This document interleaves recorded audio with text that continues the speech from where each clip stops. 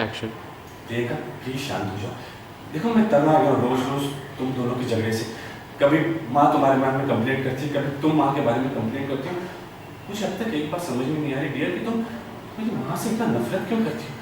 देखो मैं जानता हूँ कि वो पुराने ख्यालात के, उनके विचार इतने मॉडर्न नहीं है जितने कि हम दोनों के हैं, लेकिन इसका ये मतलब तो नहीं ना कि मेरी माँ तुमसे प्यार नहीं करती।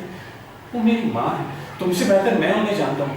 देखो थोड़ा वक्त दे दो, सब चीज़ें ठीक हो जाएंगी, लेकिन उसके लिए थोड़ा धीरज तो रखना पड़ेगा।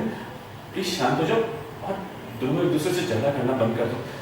मेरे बारे में भी सोचा करो। क्या कहा तुमने? क्या कहा फिर से?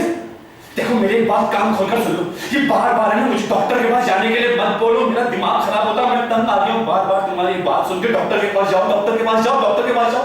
क्यों जाऊँ मैं डॉक्टर के पास? I'm fit and fine. ऐसा तो नहीं ना कि मुझे बाप नहीं बनना, मुझे भी बच्चे चाहिए, मुझे भी बच्चों की कमी महसूस होती है। लेकिन अगर आइंदा तुमने मुझे डॉक्टर के पास जाने के लिए कहा ना, तो देखना प्रियंका, डॉक्टर के पास जाओ, डॉक्टर के पास जाओ। तुम रो क्यों रही हो?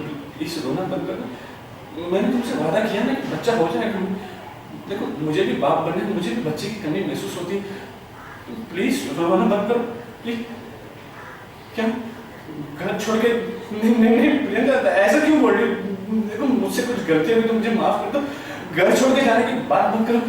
I love you lot. मैं तुम्हारे बिना अधूरा हो जाऊंगा। मामा आप कुछ बोलो ना, आप चुप क्यों खड़ी हो? मामा देखो घर छोड़ के चली जाएगी तो क्या हो? प्लीज प्रियंका, प्लीज तुमको प्रियंका